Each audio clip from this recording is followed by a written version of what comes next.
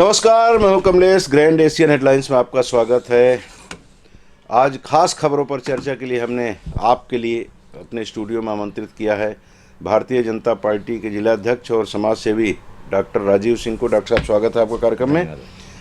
Front page पर जो खबरें हैं आपको भी मालूम है, 2-3 खबरें प्रमुखता से अभी भी हैं। पहली खबर तो छत्तीसगढ़ से ही जुड़ी हुई है। मंत्रिमंडल का गठन हुआ और उसके बाद बड़ी प्रतीक्षा थी हमें आपको कि किसको क्या विभाग मिल रहा है। वो विभागों का बंटवारा हो गया है, वो खबर प्रमुखता से छपी है। अयोध्या भी आज फ्रंट पेज पर है। प्राइम मिनिस्टर प्रधानमंत्री नरेंद्र मोदी जी आज अयोध्या पहुंच रहे हैं, उनसे जुड़ी खबरें सभी अखबारों में प्रमुखता से लगी है। सुकन्या समृद्धि योजना में अब 8.2% ब्याज, ये खबर भी नई दिल्ली से प्रमुखता से लगाई गई है। हाफिज सईद को भारत ने प्रत्यर्पण के लिए कहा है पाकिस्तान को कि उसको हमारे हवाले किया जाए। पाकिस्तान से एक खबर और जुड़ी हुई है। पाकिस्तान अधिकृत कश्मीर में शारदा मंदिर, जो एक सिद्ध पीठ है, 52 सिद्ध पीठों में एक सिद्ध पीठ शारदा पीठ है, उसको किस तरह से बर्बाद करने की कोशिश वहाँ की सेना कर रही है, उससे जुड़ी खबर भी अखबारों में है। चलिए पहले हम बात कर लेते हैं छत्तीसगढ़ की, क्योंकि वो बड़ी खबर है और जो विभागों का बंटवारा हुआ है उस पर तमाम तर बयान लोगों के आ रहे हैं। कुछ लोग कह रहे हैं कि मुख्यमंत्री ने पहली बार परिपाटी तोड़ी है तो वो अपने पास आबकारी रखे हैं, वित्त उनके पास रहा करता था। ये छत्तीसगढ़ में कुछ दिन टी.एस. सिंहदेव जी को अजीत जोगी ने अपना वित्त मंत्री बनाया था और उसके बाद फिर कुछ दिन अमर अग्रवाल थे। जब पहली बार रमन सिंह मुख्यमंत्री बने थे तो फिर कुछ बात की वजह से उन्होंने रिजाइन दिया था, तब से उनके पास था, फिर भूपेश बघेल के पास, अब विष्णुदेव साय ने उसको दिया है ओपी चौधरी को।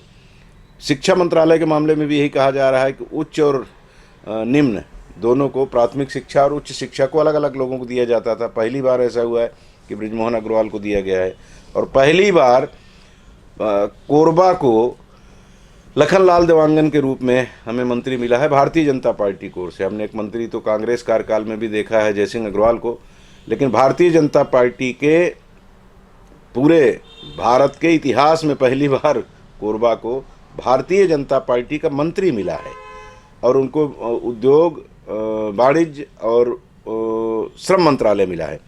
डॉक्टर साहब, सबसे पहले तो इस पर प्रतिक्रिया आपकी। जो मंत्रालय में विलंब से ही सही, ठीक है, करीब 1 सप्ताह बाद लोगों को विभागों का कार्य मिला कि आपको कौन कौन सा विभाग देखना है, तो इसमें क्या उम्मीद कर रहे थे आप लोग कोरबा को लेकर के या सारे लोगों को? क्योंकि चर्चाएं बहुत हो रही थी, ओपी चौधरी को ये मिलेगा, बृजमोहन को ये मिलेगा, लखन को ये मिलेगा, तो विजय शर्मा को, तो सारे कयास सब खुल गए।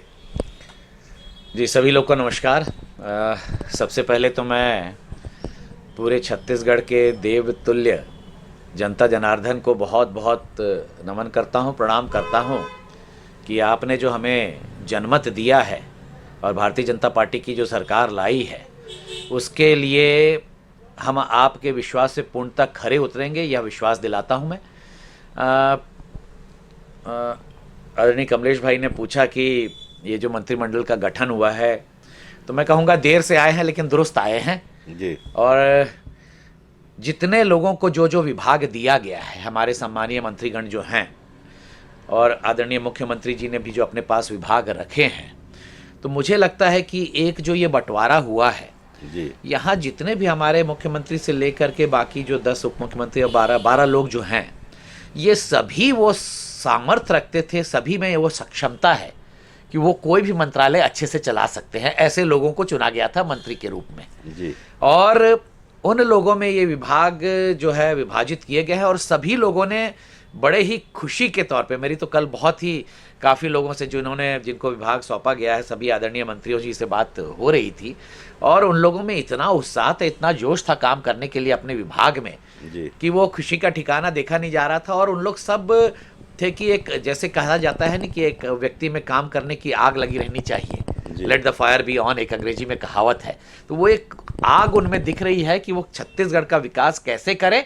और सभी लोगों को जो मंत्रालय बांटा गया है, चाहे वो हमारे आदरणीय मुख्यमंत्री जी के पास ऊर्जा विभाग है, आबकारी विभाग है जी, हाँ, इन सभी का, क्योंकि आबकारी विभाग में देखे थे पिछले बार कांग्रेस वालों ने क्या क्या चीज़ें की थी जी, तो और ओपी सर के पास वित्त मंत्रालय है, हमारे श्याम बिहारी जी के पास स्वास्थ्य मंत्रालय है, लखन भैया हमारे जो हैं, लखन भैया को बहुत, मतलब मैं बोलूँगा औद्योगिक नगरी में उद्योग मंत्री ठीक बात देना है। एक बहुत ही अच्छा निर्णय जो है ऊपर से लिया गया है जी। कि जो जहां पे है वहां पे एक अच्छा पूरा छत्तीसगढ़ का काम देखते हुए छत्तीसगढ़ के विकास में जो हम लोगों ने शुरू से कहा है कि हमारी जो घोषणाएं आई हैं वो घोषणा पत्र के आधार पे हम चलते जाएंगे, और छत्तीसगढ़ का विकास जो पिछले 15 साल में जब हमारी सरकार थी वो जो हुई थी, तो पुनः वो छत्तीसगढ़ में विकास आप लोगों को देखने को मिलेगा। जी जी। तो मेरी सभी जितने भी मेरे तो सब आदरणीय हैं, सब बड़े भाई हैं, कुछ अनुज भी हैं, उन जी। सभी को, सभी आदरणीय मुख्यमंत्री जी और सभी आदरणीय मंत्रियों को मेरी तरफ से, पूरे कोरबा जिला के वासियों की तरफ से बहुत बहुत बधाइयाँ, शुभकामनाएं, और हम आशा करते हैं कि छत्तीसगढ़ के विकास में कोरबा की एक अहम भूमिका रहेगी। बिल्कुल बिल्कुल, लोकसभा के दृष्टि से ही सारी कुछ बातें देखी जा रही हैं। अभी ये कहा जा रहा है कि जो मंत्रिमंडल गठित किया गया है, जो विभाग उनको दिए गए हैं, उसमें इस बात का भी ख्याल रखा गया है कि 4 महीने बाद लोकसभा चुनाव होना है। तो कोरबा लोकसभा चुनाव, लोकसभा क्षेत्र पर दृष्टि अमित शाह की भी है, ऐसा कहा जा रहा है। जी, वो वजह स्पष्ट है कि ये कांग्रेस के खाते में थी ये सीट, तो इस सीट को प्राप्त करने के लिए ही यहाँ से लखन देवांगन को और वहाँ से श्याम बिहारी जायसवाल को बनाया गया है। जी। तो ये पूरी रणनीति के तहत काम हो रहा है। देखिए, हम लोग का भारतीय जनता पार्टी में सबसे बड़ी खूबी जो है, जब से मैं कार्यकर्ता बना हूं भारतीय जनता पार्टी का, कि जिस दिन उनका चुनाव संपन्न होता है, जिस दिन रिजल्ट आता है किसी चीज का, उसके अगले दिन से हम अगले जंग की तैयारी शुरू कर देते हैं। जी। जो भी हमारा, तो लोकसभा बहुत ही पास है, मैं कहूँगा 4 महीने का भी समय नहीं बचा है अभी तो। जी। और लोकसभा में कैसे हमें आगे बढ़ना है, ये चीज़ देखते हुए कोरबा लोकसभा की आपने बात की है जहाँ तक, तो कोरबा लोकसभा में मैं तो हमेशा कहता आया हूँ कि कोरबा जिला को 2 मंत्री दे दिया गया है, क्योंकि आदरणीय लखन भैया जी हमारे यहाँ कोरबा के प्रत्याशी थे, और उन्होंने जीत करके जयसिंह अग्रवाल जैसे विधायक को हरा करके, राजस्व मंत्री जी को हरा करके वो जीत हासिल किए हैं। और श्याम बिहारी जायसवाल जी जो है हमारे कोरबा जिला के प्रभारी रहे हैं। जी जी, प्रभारी हैं, अभी रहे हैं नहीं, अभी भी हैं। तो ऐसे 2 मंत्री और कोरबा लोकसभा में 2 मंत्री देना, ये एक बहुत ही धन्यवाद देना चाहूँगा ऊपर के नेतृत्व को।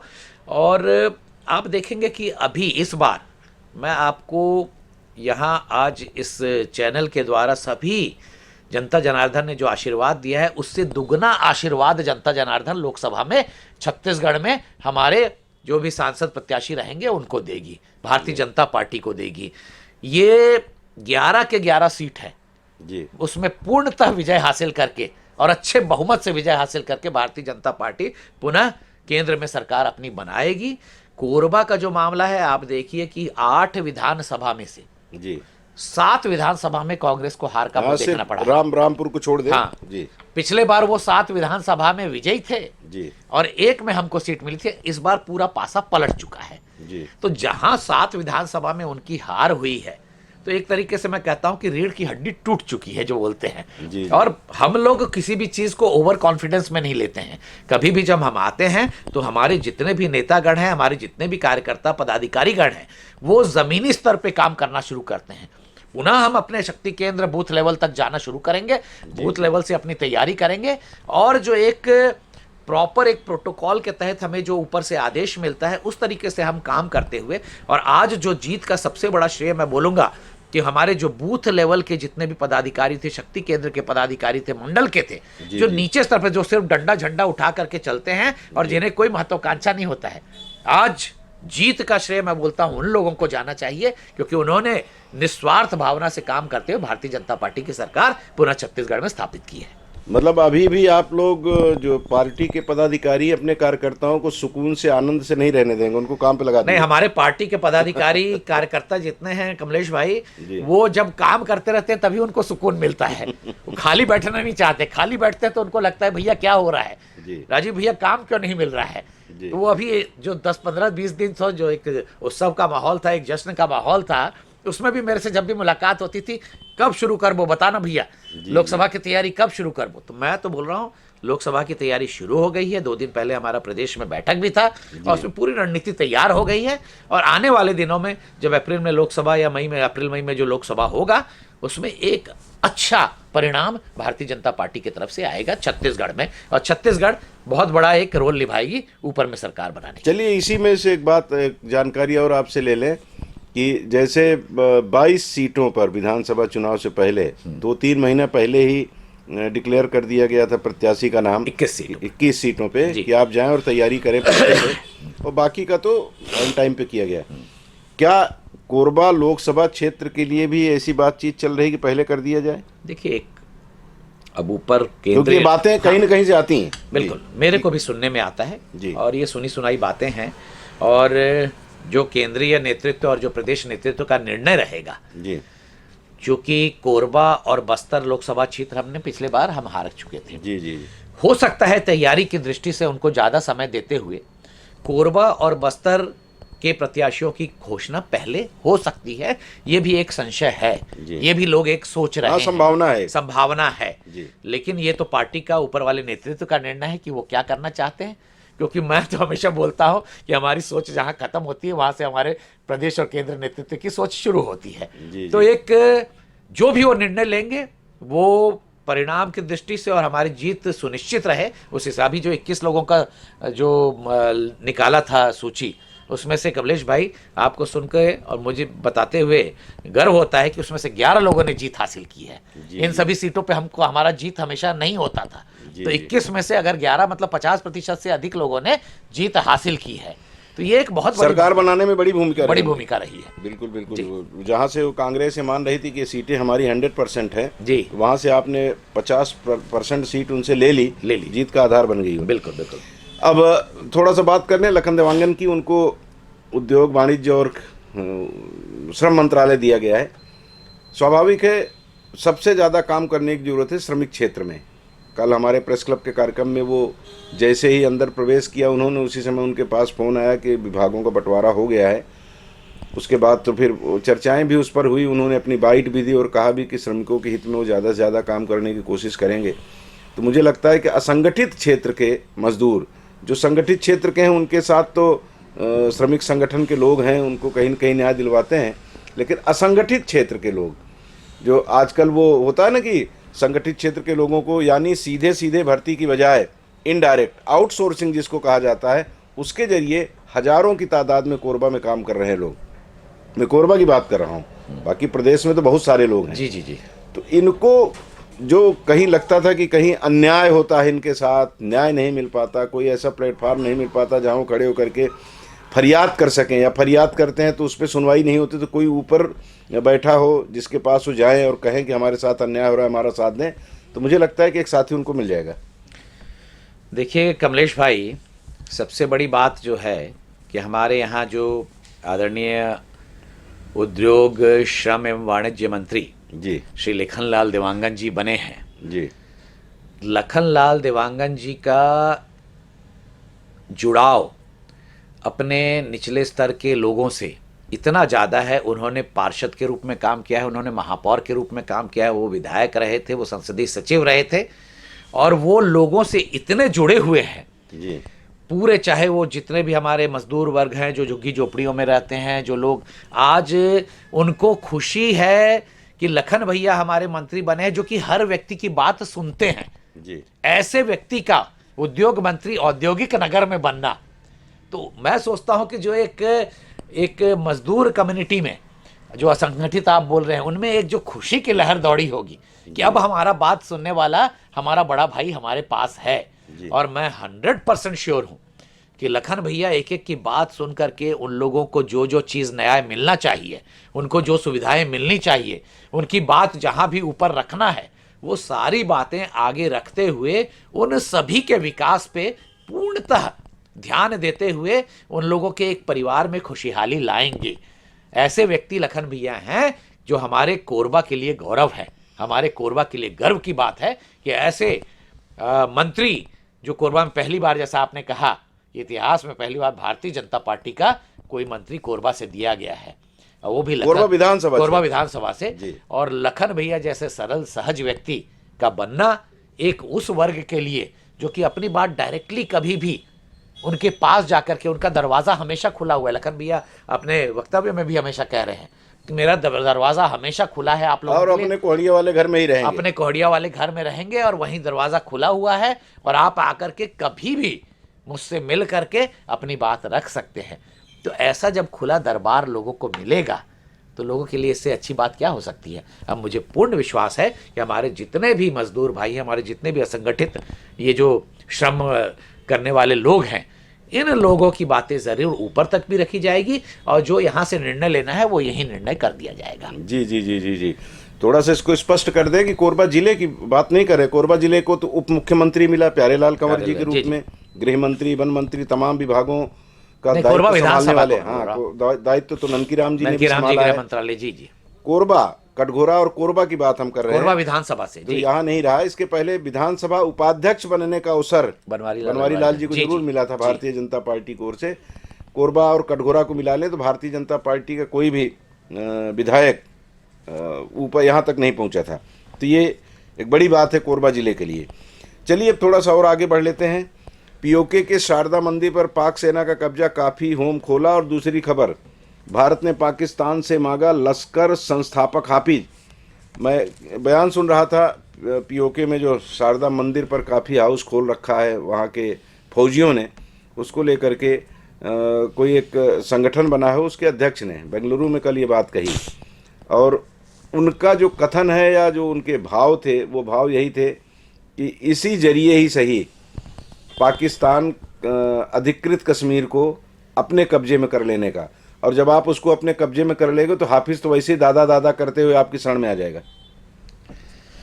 देखिए कमलेश उम्मीद कर रहे हैं लोग, बिल्कुल ऐसा नेतृत्व है जिसकी बिल्कुल हमारे पास देश में ऐसा नेतृत्व है। हमारे देश के यशस्वी प्रधानमंत्री श्री नरेंद्र भाई मोदी जी, और हमारे देश के गृह मंत्री आदरणीय श्री अमित शाह जी, और साथ ही साथ मैं कहूँगा कि हमारे देश के डिफेंस मिनिस्टर आदरणीय श्री राजनाथ सिंह जी, ये तीन ऐसे त्रिदेव त्रिमूर्ति हैं कि जिनसे आज पूरा विश्व भी थोड़ा सा एक कदम पीछे रख करके चलना चाहता है। ये लोगों ने यह दिखा दिया है कि भारत की शक्ति क्या है। और ये पाकिस्तान वगैरह जहाँ पे अर्थव्यवस्था पूरी ठप हुई पड़ी है, जहाँ लोगों को खाने पीने को नहीं मिल रहा है, ये सब लूट खसोट करके जो काम कर रहे हैं, इन लोगों को तो बीच बीच में बार बार भारत देश के जो हमारे जवान हैं जवाब देते आए हैं। और आने वाले दिनों में देखेंगे कि ये चाहे कितनी भी गिरी हुई हरकतें कर लें, इन सब पे काबू पाते हुए जो एक अभी तो लोग थोड़े राम मंदिर में हमारे पुरुषोत्तम रामचंद्र जी रामलला का मैं बोलूँगा कि प्राण प्रतिष्ठा का कार्यक्रम है, उसमें डूबे हुए हैं।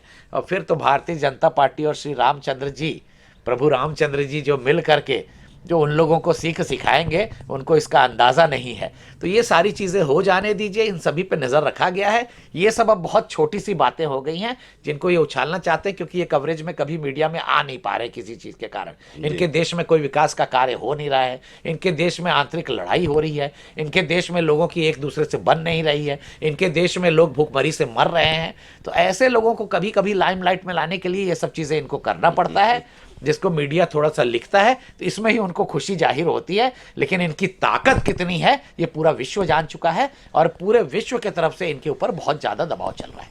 जी जी जी। जिस समिति ने जीर्णोद्धार की मांग की है प्रधानमंत्री से कि शारदा मंदिर का जीर्णोद्धार कराया जाए, उनके मन में ये भाव होगा कि हो सकता है कि मुक्त कर दिया जाए पूरी तरह से और भारत के हिस्से में आ जाए, तो हमको जीर्णोद्धार कराने के लिए फिर पाकिस्तान की मदद की ज़रूरत नहीं पड़ेगी, या पाक अधिकृत कश्मीर का जो हुक्मरान हैं उनकी मदद लेने की जरूरत नहीं पड़ेगी। हम खुद ही अपनी मदद कर लेंगे, अपना काम कर लेंगे, जैसे अयोध्या की तरफ चलते हैं। और अयोध्या में सब कुछ आदि शक्ति माँ भवानी, इन लोग को पता ही नहीं है कि उनकी ताकत क्या है।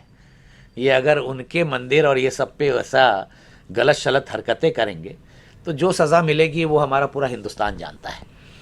बिल्कुल बिल्कुल। हम लोग तो जो सनातनी हैं वो तो मानते हैं कि वो जब उनका रौद्र रूप सामने आता है, फिर वो काली का रूप धारण करेंगे। बिल्कुल तो बिल्कुल। जितने इनके लोग हैं वो सारे के सारे दुरुस्त हो जाए। और वो अब रूप धारण करके कोई नहीं आता, ऐसे कोई ना कोई रूप लेकर के भगवान किसी न किसी में अपना अंश डाल करके भेज देते हैं, और वो फिर सारी व्यवस्था ठीक कर लेते हैं। अयोध्या में जो कुछ हो रहा है ये हालांकि राम भक्त होने के नाते मैं कह सकता हूँ, पत्रकार होने के नाते कहने में थोड़ा सा संकोच इसलिए होता है कि हम लोगों को ये कहा जाता है कि हम सर्वधर्म समभाव लेके चलते हैं, लेकिन अंततः अंदर का जो भाव है वो प्रकट हो ही जाता है।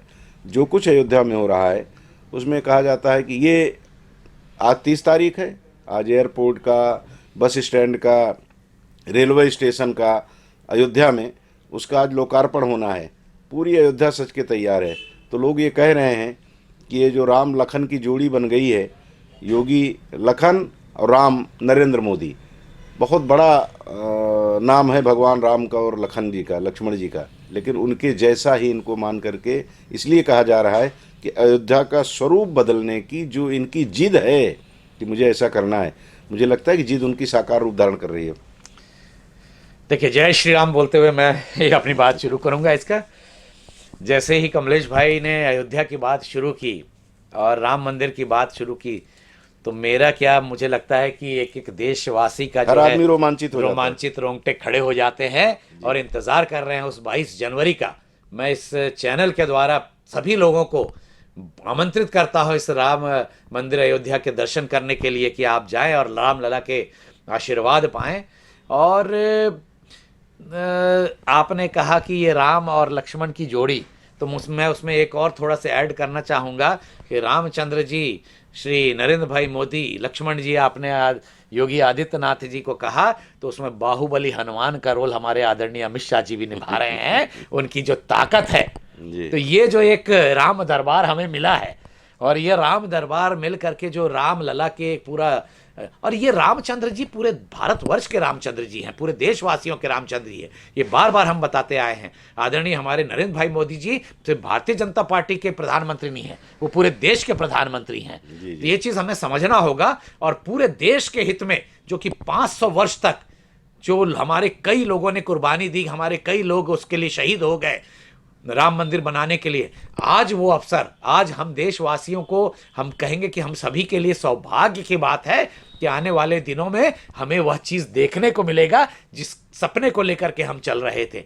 तो वह राम मंदिर का शिलान्यास हो चुका है, प्राण प्रतिष्ठा होने वाली है। मैं कहूँगा कि पुनः मेरे राम आए हैं जो एक गीत चल रहा है, तो सजाओ, पूरे दरबार सजाइए, पूरे आप अपने नगर को ऐसा सजा दीजिए। हर घर में 22 तारीख को दीप जलना चाहिए, हर मंदिर में दीप जलना चाहिए, पटाखेबाजी होनी चाहिए, घर घर मिठाइयाँ बंटनी चाहिए, और एक ऐसा भव्य माहौल तैयार हो कि हमारे रामचंद्र, सीता मैया और लखन और बजरंगबली जी के साथ वह राज तिलक के लिए पुनः अयोध्या आ रहे हैं। वह चीज़ जो हम कभी देख नहीं पाए, तो ये कल्पना करिए कि शायद हमें सौभाग्य प्राप्त हो रहा है कि वह राज तिलक देखने का मौका हम सभी देशवासियों को मिलेगा। इसके लिए पूरे मैं केंद्रीय नेतृत्व, प्रदेश नेतृत्व और सभी लोगों को जो जो इस कार्यक्रम में लगे हुए हैं, इनकी जो पूरी टीम में है, जो राम मंदिर की तैयारी में लगे हुए हैं। और आज बड़ी सौभाग्य का दिन है कि आज रेलवे स्टेशन और हवाई अड्डा, बस स्टैंड, ये सब का उद्घाटन करने के लिए हमारे देश के यशस्वी प्रधानमंत्री अयोध्या नगरी पहुंच रहे हैं। वहाँ के स्टेशन का भी नाम अब अयोध्या धाम कर दिया गया है। तो यह अयोध्या धाम में सभी लोगों का स्वागत है।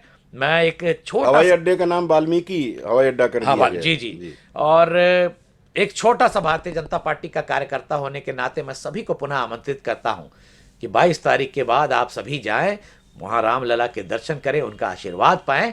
आपने इस कोरबा विधानसभा से लखन को जिता करके राम जी के ऊपर, जो मैं बोलूँगा राम जी के लिए जो एक राम कहते थे ना, पहले एक कई जगह में भाषण में चल भी रहा था कि अगर लखन को आप हरा देते हैं तो रामचंद्र से आंख कैसे मिलाएंगे। तो रामचंद्र के छोटे भाई लखन भैया को यहाँ से जिताए हैं आप, आपका तो हक बनता है कि जाके रामचंद्र जी का आशीर्वाद लें। मैं पुनः आप सभी को आमंत्रित करता हूँ। और उस रामलला, मैं पूरे रोंगटे खड़े हो गए हैं मेरे, और मुझे लगता है कि मैं इस पे कितना देर बोलता रहूं कि लेकिन समय की एक पाबंदी है। कमलेश भैया देख रहे हैं मुझे, लेकिन ये जब भी मेरे मन में ही भाव नहीं, कमलेश भैया के भी मन में, किसी भी कोई पार्टी का हो, वो चाहे कांग्रेस का हो, भारतीय जनता पार्टी, किसी का भी हो, एक अंदर से राम तो सबके है और अंदर से एक भावना तो जागती है कि मेरे राम है वो, और वो हमारे ऊपर उनका आशीर्वाद सदैव बना रहे। बिल्कुल बिल्कुल। अभी बहुत सारे कार्यक्रम चल रहे हैं, ठीक है, आपने ठीक कहा कि आप किसी भी दल के हों, आप घर में पूजा पाठ करते हैं, आप सनातनी हैं, तो आप वो सनातन की बात मत करिए। साउथ के एक म्लेच्छ आदमी ने कह दिया था सनातनी ऐसे होते हैं, सनातन ऐसा होता है। वो तो बेवकूफ़ लोग हैं, उनको इन शब्दों का इस्तेमाल करूंगा मैं। बेवकूफ़ लोग हैं जो नहीं देश जानते। जवाब देगा, देश की जनता वो जानते ही नहीं इसके बारे में। तो जो के जानता है सनातन का मतलब क्या होता है, वो कभी इस तरह की बातें नहीं करेगा। तो किसी भी दल के हैं, सबके मन में भगवान राम हैं, तो वो अपने अपने तरीके से उसका प्रकटीकरण करते हैं, और प्रकटीकरण होना शुरू हो गया है। अक्षत आया, अब घर घर बंटना शुरू होगा 2 तारीख से। बिल्कुल। तो उसमें भी लोग आगे बढ़ करके अपनी भूमिका निर्वहित कर रहे हैं। वो देखिए तो बड़े शान से बिल्कुल नए कपड़े पहन करके और सिर में वो कलश लेकर के निकलते। बहुत सारे दृश्य अखबारों में, चैनलों में हम लोग भी दिखा रहे हैं। लोग स्वतः बाहर निकल रहे हैं और पूछ रहे हैं कि भैया ये अक्षत बांटने के लिए हमें भी अवसर देंगे कि नहीं। ये जो उत्साह है, अब मोहल्ले मोहल्ले में प्रभात फेरियां शुरू हो गई हैं। शुरू हो गई। मतलब लोग अब ऐसा, मैं बोलता हूँ, स्वागत होने जा रहा है वो राज तिलक का, कि राज तिलक की करो तैयारी, और आ रहे हैं भगवाधारी, वो रामचंद्र जी जो आ रहे हैं। अब उनको पूरा देश उनके लिए आतुर है कि जल्द से जल्द वह मंदिर बने, वह मंदिर भवन बन करके हम सभी उनके दर्शन करने के लिए जाएं। बहुत लोग तो अभी भी ऐसे हैं, जो कल भी कुछ लोगों से बात हो रही थी, उन्होंने कहा भैया दीपावली के समय हम लोग जो झालर लगवाते हैं ना, अभी उतरवाए नहीं हैं। लाइट बंद कर दिए हैं, अब उतना नहीं जला रहे हैं एकादशी के बाद से, और इसीलिए नहीं उतार रहे हैं कि 22 को फिर लगवाना पड़ेगा। मतलब ये जो उत्साह लोगों का स्वतः है, और फिर पटाखे की भी तैयारी लोगों ने करना शुरू कर दिया है। आपने देखा, आप भी उस दिन थे कमलेश भाई, कि 9 बच्चे हमारे यहाँ से, 9 लड़के पद यात्रा करके निकले हैं अयोध्या धाम के लिए, जो 17 जनवरी तक वहां पहुंचेंगे। उस दिन मैं मनेंद्रगढ़ से आ रहा था, तो रास्ते में वो चोटिया के पास वो सब मिल गए। फिर उनके साथ थोड़ा भजन कीर्तन करते हुए चला, तो वो जो एक आनंद है ना, अब महसूस होता है कि काश मेरे पास भी इतना समय रहता कि मैं भी ऐसे जाकर के दर्शन करता। तो वो जो एक आनंद है, वो एक अनुभूति महसूस होती है अंदर से, वो चीज़ मतलब बयान कर नहीं सकते हैं हम लोग। बिल्कुल बिल्कुल। लोगों को तो ये लग रहा है कि दूसरी दीपावली हम लोग 22 तारीख को फिर से मनाने जा रहे हैं। जब भगवान राम अयोध्या वापस लौटे थे, तो जो खुशी दिखाई दी थी पूरी कायनात में, वो खुशी हम भारत में तो महसूस कर रहे हैं। और ऐसा लगता है कि भारत क्या, पूरी दुनिया में जहाँ जहाँ भी हिंदुस्तान के लोग हैं, जहाँ जहाँ भी सनातनी हैं, वो सारे के सारे लोग खुशी का अनुभव कर रहे हैं। एक वातावरण बन गया। लेकिन डॉक्टर साहब, इसी वातावरण के बीच में एक खबर वो भी आती है, हालांकि उसकी चर्चा करना वैसे ही है कि आप किसी को पहले रबड़ी खिलाइए और उसके मुंह में बाद में मिर्ची का एक टुकड़ा डाल दीजिए, वैसे ही है। मैं भी वही मिर्ची का एक टुकड़ा डाल रहा हूँ कि लोग जो ये कह रहे हैं कि नहीं वो तो मुहूर्त ठीक नहीं है, तो इसमें ऐसा करेंगे तो ऐसा हो जाएगा। मैं कुछ लोगों का बयान सुन रहा था रात को, यूट्यूब पे भी, आजकल सोशल मीडिया पे बहुत सारे लोगों का आता है, तो जिस तरह की वो भाषा बोल रहे हैं, तो मैं तो ये कहता हूँ कि ऐसे लोगों का एक ही जवाब है। हालांकि उसमें निश्चलानंद सरस्वती जी महाराज जो पीठाधीश्वर हैं पुरी के, वो तक भी उसमें कमेंट्स कर रहे हैं। तो मैं तो कहता हूं कि क्षमा याचना के साथ ना, ऐसे बड़े लोग हैं कि इनके बारे में टिप्पणी करना तो बहुत दूर की बात, सोचना भी अपराध है। लेकिन वो अपराध कर रहा हूं कि आप लोग भी अपने मठ को बचाए रखने के लिए बहुत कुछ करते हैं ना, अपनी पदवी को बचाए रखने के लिए बहुत कुछ करते हैं। हम घर में भी कोशिश करते हैं कि कोई हमसे बहुत आगे न जाए, ये मनुष्य का स्वभाव होता है। अगर वो राजनीति उसमें की भी जा रही है, लोग कह रहे हैं कि मंदिर का निर्माण पूरा नहीं हुआ, आप पहले कर रहे हैं, भी कलश नहीं चढ़ा, कैसे आप उसको कर लेंगे, ये तो गलत है, ये तो विधि विपरीत है, तमाम तरह बातें कही जा रही। तो आप उसको उस रूप में न देखें, इस रूप में देखें कि ठीक है, जैसे बोलते हैं ना कि हम तुम्हारे मुंह में जलेबी भर के कूटेंगे, तो बोले कूट ले भाई, थोड़ा दर्द तो होगा लेकिन मिठास का अनुभव तो हमें होगा। इसके नाम पे अगर 22 तारीख को उसका प्राण प्रतिष्ठा भगवान राम की हो रही है, तो हो सकता है आपके हिसाब से थोड़ी कमी हो, लेकिन जो हो रहा है उसको तो देखिए, उसको सकारात्मक पक्ष तो उसका देखना चाहिए, मुझे लगता है। देखिए, सब मठ के जितने भी मठाधीश हैं, जितने भी पंडित हैं, सबको मैं नमन करता हूँ, प्रणाम करता हूँ जी। मुझे ये सब बहुत ज़्यादा इसके अंदर घुसने का बहुत ज़्यादा इसके बारे में नहीं है, लेकिन मैं हमेशा एक चीज़ सोचता हूँ जी कि जिस दिन भी हमारे अयोध्या में राम मंदिर की प्राण प्रतिष्ठा करके राम जी का राज तिलक होने का कार्यक्रम रखा जा रहा है जी, उस दिन से ज्यादा शुभ दिन कोई नहीं हो सकता है। बिल्कुल, मेरे मन में यही बात आती है जी कि अगर राम जी का कदम उस दिन अयोध्या में आ रहा है, तो न कोई मुहूर्त देखने की जरूरत है, न कुछ देखने की जरूरत है।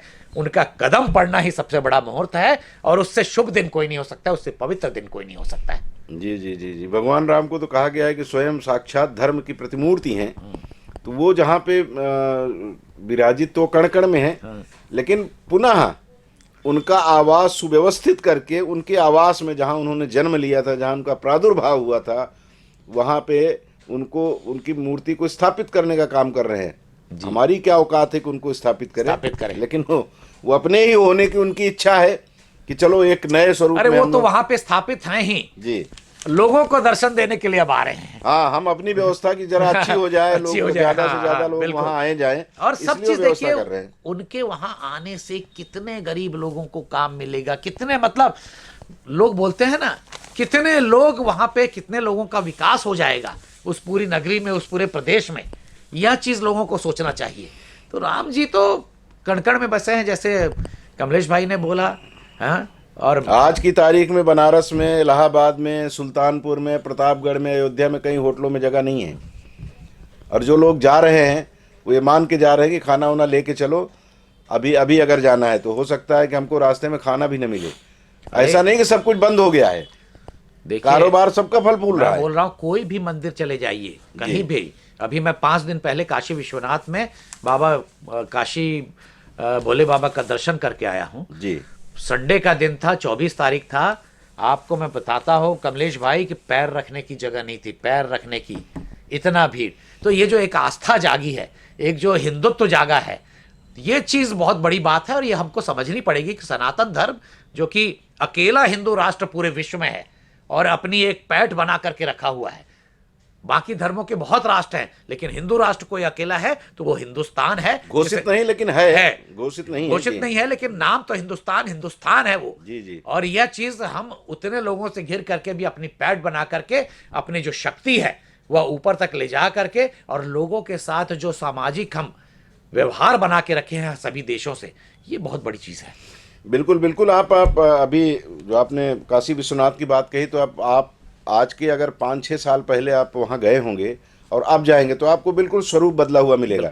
पहले गलियों से, पतली गलियों से निकलना होता था तो पता लगा सामने से सांड आ रहा है, उनको भी नंदी कह के किनारे कर हो जाते थे, कहीं मार न दे, तो विचलन का हमको डर रहता था, कहीं सड़क के गिर न जाए। आज जो सारी स्थिति खत्म हो गई, बहुत व्यवस्थित, अब व्यवस्थित हो गया है, तो लोगों की भीड़ बढ़ गई है, क्योंकि अब आराम से दर्शन करने को मिलता है। थोड़ी भीड़ तो लगती है लेकिन व्यवस्थित है, पूरा व्यवस्थित है। अब आपको सांड का डर नहीं है, कोई स्लिप होके गिरने का डर नहीं है। अब वहाँ बंदरों का थोड़ा सा डर है, वो प्रसाद और दूध लेकर के भाग जाते हैं। वो तो रहेगा, वो तो। लेकिन हम तो यही सोचते हैं, उन्हीं के गण हैं। हम सनातनी, हम यही सोचते हैं हनुमान जी ने दूध पी लिया। हाँ, यही चीज है। हाँ, वो सब जगह है। सारे तीर्थ स्थलों में आप मथुरा चले जाइए, आप अयोध्या चले जाइए, सब जगह आपको ये गण मिलेंगे, भगवान के गण है, दर्शन हो जाते हैं। जी, भगवान के गण है, और उनसे बचे रहने की नहीं। सही बात कहा आपने, वो अगर वो हमारा प्रसाद, हमने भी कई बार देखा है कि हमारे साथ लोग हैं, परिवार के लोग हैं, उनसे बंदर छीन के ले गए, बोले आपका मन जो है ना भगवान के चरणों में नहीं था, तो आप प्रसाद ठीक से नहीं चढ़ा पाए, तो ये प्रसाद अब वो ले जा रहे हैं, वो चढ़ा देंगे, उनके जरिए चला गया। तो मान करके हम प्रसन्न हो जाते हैं कि चलो इस रूप में ही सही। तो जो व्यवस्था बन रही है, अयोध्या भी जो लोग पहले गए होंगे, आप अभी भी जाइए, आप अभी दर्शन करने के लिए, तो बिल्कुल आप चप्पल पहने जूता पहने चले जाइए, आप खड़े नहीं हो सकते, बिल्कुल धक्का मार के आपको आगे कर दिया जाएगा, क्योंकि भीड़ इतनी हो जाती है।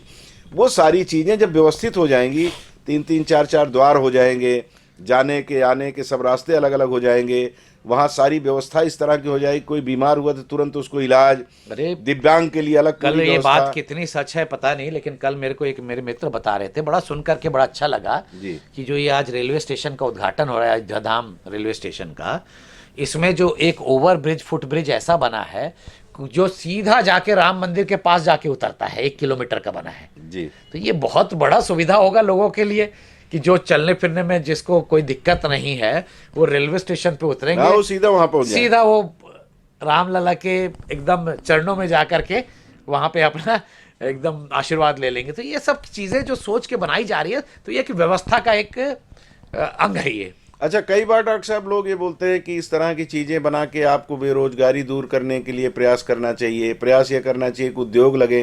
तो जो लोग इस तरह की भाषा बोलने वाले लोग हैं, उनको इस तरफ भी ध्यान देना चाहिए कि हमारे देश में ही नहीं, दुनिया में भी कई ऐसी कई स्थान हैं।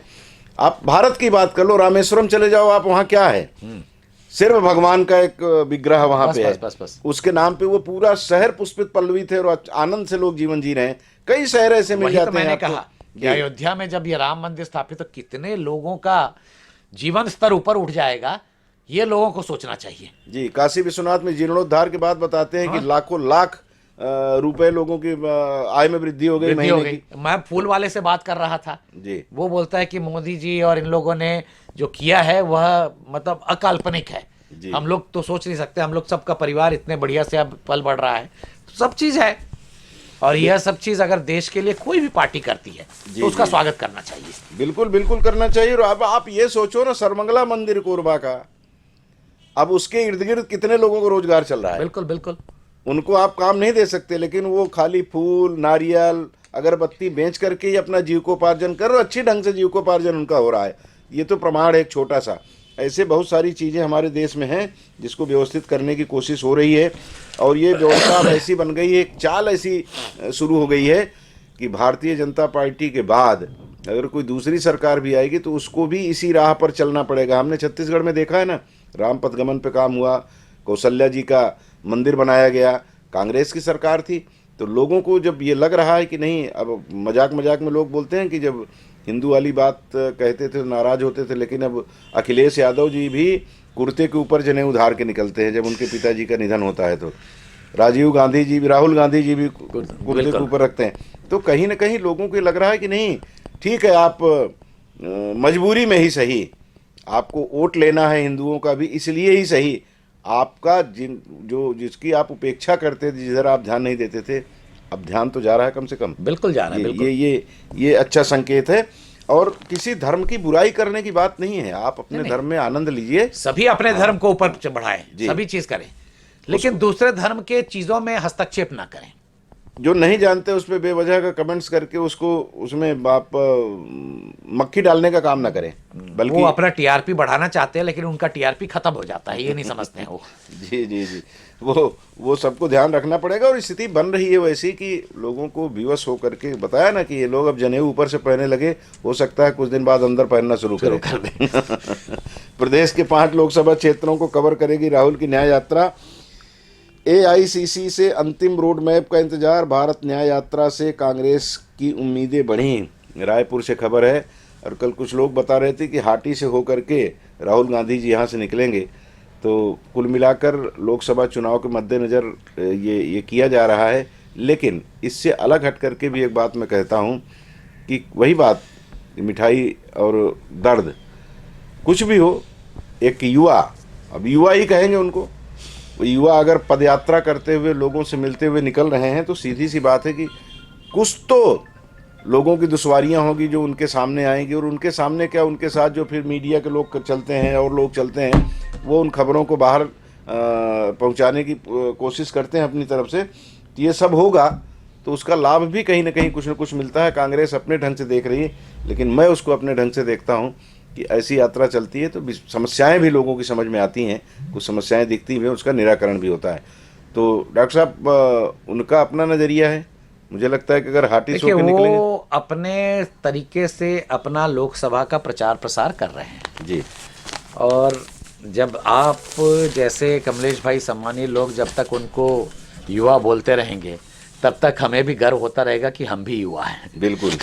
क्योंकि हमारे उम्र के आसपास ही उनकी उम्र भी है, तो हमें भी लगेगा कि नहीं, थोड़े ही छोटे होंगे। मैं आसपास बोला हूँ इसलिए, आसपास ही बोल रहा हूँ इसलिए, तो हमें भी होता है कि हम भी अभी युवा ही हैं। तो लेकिन ये उनका कांग्रेस पार्टी का अपना है कि वो क्या यात्रा निकाल रहे हैं, कभी वो भारत जोड़ो यात्रा निकाले, कभी हाथ जोड़ो यात्रा निकाले, अभी न्याय यात्रा निकाल रहे हैं। तो किस बात का न्याय चाहते हैं ये उनको समझना होगा, किस चीज़ की न्याय चाहते हैं। छत्तीसगढ़ की जनता ने उन्हें जनमत नहीं दिया, क्या इसका न्याय चाहते हैं वो? हाँ, क्योंकि छत्तीसगढ़ जनता ने जब हमें जनमत नहीं दिया था पिछले 5 साल में, तो हमने जनमत का सम्मान किया था जी। और सम्मान करते हुए हमें जो विपक्ष की भूमिका निभानी थी वो पूरी भूमिका हमने अच्छे तरीके से निभाया था। अब छत्तीसगढ़ में लोगों ने जब पुनः भारतीय जनता पार्टी को जनमत देके भारतीय जनता पार्टी की पूर्ण बहुमत से सरकार बनाई है, तो यहाँ से हाटी से गुजरते हुए ने किस न्याय की आशा है, यह तो वही बता सकते हैं जब वो इधर से गुजरेंगे। लेकिन ये उन लोग का, कांग्रेस वालों का अपना प्रचार प्रसार का तरीका है, हमारा अपना एक प्रचार प्रसार का तरीका होता है। तो वो अपने राह पे चले, हम अपने राह पे चलेंगे। आने वाले दिनों में बाकी जनता जनार्दन है जो देवतुल्य है, उनको हम सम्मान करते हैं। वो जैसा अपना जनमत देते हुए जिसको भी अपना अधिकार सौंपेंगे कि भाई हाँ ये सरकार बना सकती है, उसका पुनः हम सम्मान करेंगे। जी जी जी जी बिल्कुल। लेकिन हमें पूरा उनके लिए काम करते हुए छत्तीसगढ़ को विकास की ऊंचाइयों पर पहुंचाना है। बिल्कुल बिल्कुल। और एक विपक्ष की भी बड़ी मजबूत भूमिका होती है लोकतंत्र को और सुदृढ़ करने में, उसकी नींव को बड़ी महत्वपूर्ण भूमिका निर्वहित करने की जरूरत होती है विपक्ष को भी। विपक्ष मजबूत रहता है ना, जी जी वो अच्छा काम कर पाता है सत्ता पक्ष जो है, क्योंकि वो हमारे यहाँ है, एक नींव ही है हमारे लोकतंत्र की। निंदक नियरे राखिए, तो तुलसीदास जी ने लिखा, ऐसा नहीं है। आप अगर इतिहास में अच्छे जो राजा रहे हैं, जो जनसेवक राजा रहे हैं, वो लोग भी अपने निंदक को बाकायदा कुर्सी पे बैठाते थे कि आप बैठ करके मेरी निंदा करो। निंदा करो का मतलब उनको माँ बहन की गाली देना नहीं है, बल्कि आपसे अगर कोई गलती हो रही है, मुझसे कोई गलती हो रही है, तो वो कह सकने की उनमें क्षमता हो। बिल्कुल।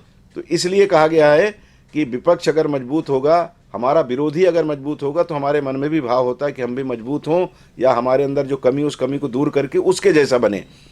तो ये विपक्ष की भूमिका, और विपक्ष की भूमिका को निर्वहित करे अच्छी तरह से, ये हम सबकी कामना है। कोरबा में बहुत बड़ी खबरें आज नहीं है, बस नशे का अवैध कारोबार पर आबकारी विभाग ने कसा शिकंजा। एक खबर ये है, राखड़ लोड ट्रेलर की ठोकर से बाइक सवार गंभीर। ये है, धान खरीदी को लेकर के भी खबरें अंदर पृष्ठ में लगी हैं, हम लोग भी आपको दिखा रहे हैं। बिल्कुल, जिला अस्पताल से जुड़ी हुई खबरें हैं। ये चीज बहुत अच्छी बात है कमलेश भाई जी, कि जो घोषणा हमने किया था जी, उस घोषणा को पूरी तरीके से भारतीय जनता पार्टी आते ही सरकार में शुरू कर दी है। जी, जो 18 लाख लोगों को प्रधानमंत्री आवास देने का था, वह चीज़ पे सिग्नेचर मुहर लग गई है। जो बोनस देने का था 25 दिसंबर को, वो दे दिया गया है। जो 3100 रुपया में खरीदी होगा, वो शुरुआत हो गई है। तो जो चीज़ भारतीय जनता पार्टी कहती है वो करके दिखाती है। हम लोग अपने घोषणा पत्र से हटेंगे नहीं। और ऊपर भी वही चीज़ कहा गया है कि जो चीज़ें बोली गई है वो सारा हमें जनता के लिए करना है। और हमारी कोशिश रहेगी कि जनता जनार्दन भारतीय जनता पार्टी से खुश रहे, उनके काम से खुश रहे। और जैसा आपने कहा कि निंदक नियरे राखिए, जो ये निंदक होते हैं, जो क्रिटिक्स होते हैं, मैं कहूँगा यही पिक्चर को हिट बनाते हैं। किसी भी पिक्चर को हिट बनाने का काम इन्हीं लोग करते हैं। जितना ही वो बोलेंगे यार ये नहीं है ठीक है, वो नहीं ठीक है, तो प्रायोजित तरीके से निंदा कराई जाती है। तो हमें भी, हम चाहते हैं कि हमारे काम में कहीं कोई, चाहे मैं जिलाध्यक्ष होने के नाते इस जिला का, कोरबा जिला का, कहीं कुछ हमारे लोगों में, हमारे कहीं पे कुछ हो रहा है, तो पूरी जनता चाहे किसी पार्टी को सादर आमंत्रित है, मेरे पास अपनी बात, अपनी विषय रख सकते हैं, ताकि मैं उसका कुछ अपने स्तर पे निराकरण कर सकूं या ऊपर जाकर के वह विषय रख सकूं। जी जी, है ना जी। क्योंकि क्लीन गवर्नेंस का जो हमने एक सपना देखा है, वो चीज क्लीन गवर्नेंस का वो आगे चलाने का हम सोच रहे हैं। राखड़ से जुड़ी खबरें हैं, ट्रेलर की ठोकर से बाइक सवार घायल गंभीर। हम तो पिछले करीब हफ्ता 10 दिन से इस खबर को लगा रहे हैं कि वो कैसे बालकों से या दूसरे संयंत्रों से राख निकाल करके कहीं भी फेंकी जा रही है। आप भी जब निकलते होंगे दौरे पे तो आपको मिलता होगा कि जंगल में भी कहीं न कहीं सड़क के किनारे कोई खाली प्लाट दिख गया, कोई तालाब दिख गया, तालाब को खोदा गया मनरेगा के तहत और उसको बंद कर दिया गया, उसके ऊपर राख डाल दी गई। देखिए कमलेश, इस तरह के जी लखन भैया मंत्री बनते ही जी सबसे पहले अपना बयान, और सभी जितने भी उद्योग है जहाँ से इस राखड़ का ट्रांसपोर्टेशन हो रहा है, उन सबों पे एक शिकंजा कसा है बोलते हुए। और अब औद्योगिक नगरी में तो उद्योग मंत्री बने हमारे लखन भैया, तो यहाँ पे जो राखड़ की समस्या पूरी तरह से चली जाएगी।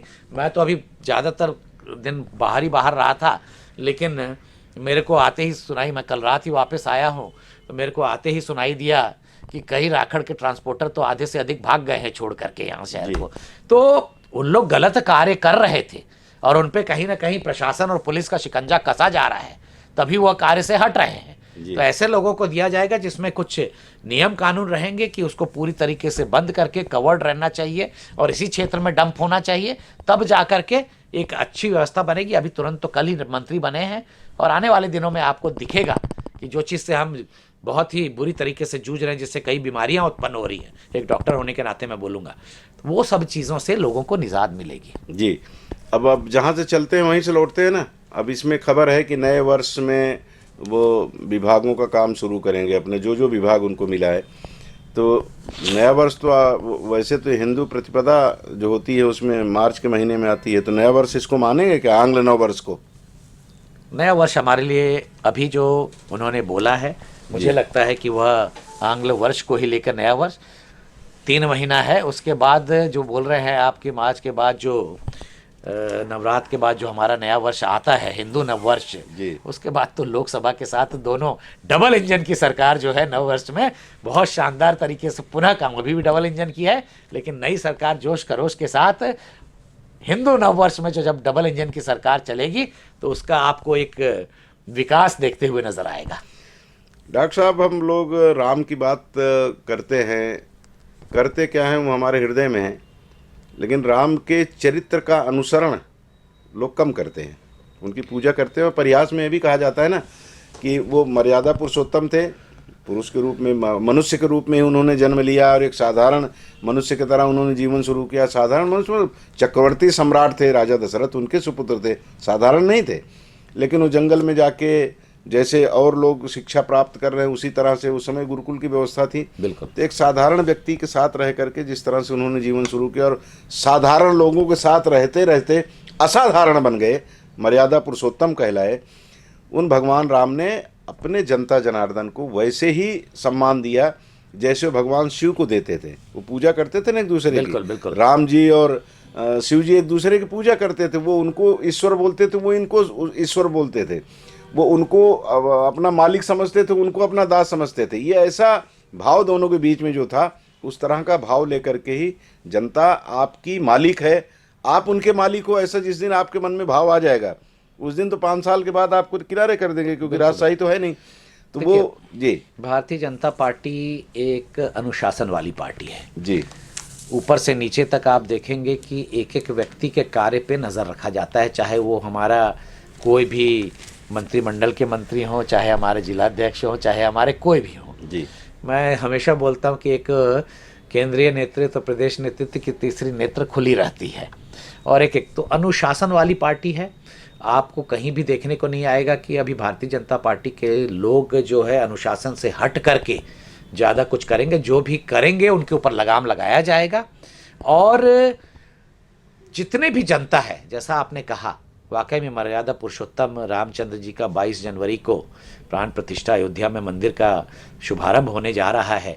तो जितने भी लोग हैं, मैं यहाँ से करबद्ध, इस चैनल से करबद्ध निवेदन करता हूँ कि उनके द्वारा हमें जो मार्ग प्रशस्त किया गया है, उनके द्वारा जो हमेशा मार्गदर्शन मिला हुआ रहा है, उनके द्वारा जो हमें आशीर्वाद प्राप्त हुआ है, तो उनके जितने भी मर्यादा पुरुषोत्तम रामचंद्र जी के गुण थे, उनके अंदर की जो भी अच्छी बातें थी, उसका अगर हम 10% भी अपना लेंगे तो राम राज्य की जो हम कल्पना कर रहे हैं पूरे देश में, वह राम राज्य पुनः स्थापित हो जाएगा। बिल्कुल बिल्कुल। अब जरूरत यही है कि वो तो उनमें तो कहीं बुराई दिखती ही नहीं है। आप जो जिनका आपने कहा क्रिटिक्स जो होते हैं, निंदक जो होते हैं, वो लोग भी उनमें बुराई नहीं खोज पाते। लोग बुराई अगर खोजते भी हैं तो पता लगा एक ने कहा कि ये बुराई थी तो 50 लोग उसको तर्क दे करके, कुतर्क नहीं, तर्क दे करके साबित कर देते हैं कि नहीं आप गलत हो, आपने ऐसी सोच बनाई है। तो उनमें कहीं कोई जरा सी भी कहीं गुंजाइश नहीं है कोई कमेंट्स करने की।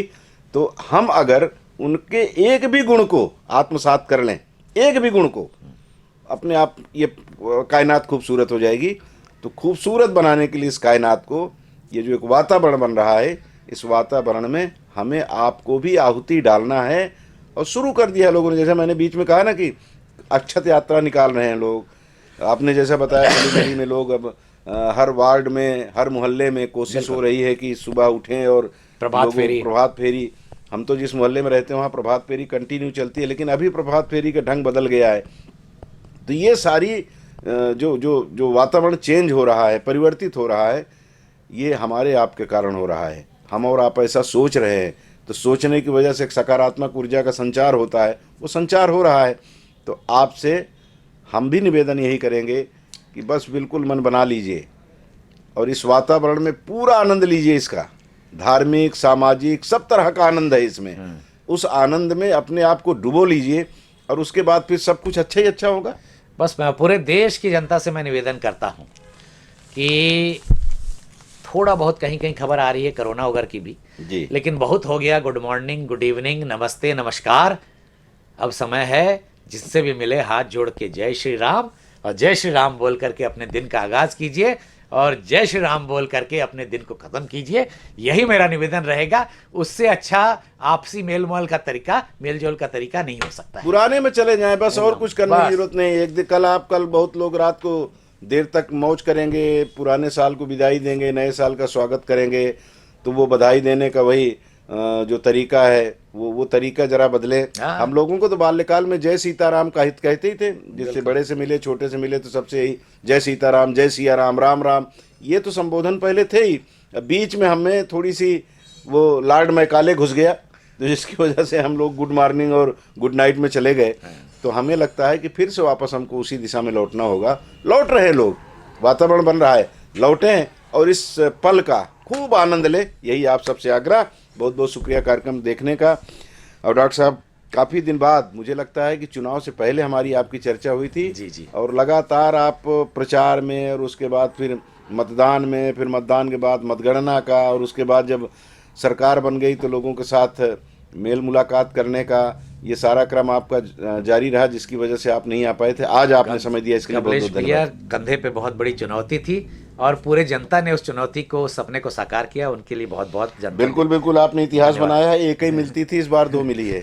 इसलिए आप भी बधाई के पात्र हैं और सारे लोग जो आपके साथ मिलकर के काम करते रहे। बहुत बहुत धन्यवाद, शुभ दिन, बहुत बहुत शुक्रिया। जय श्री राम।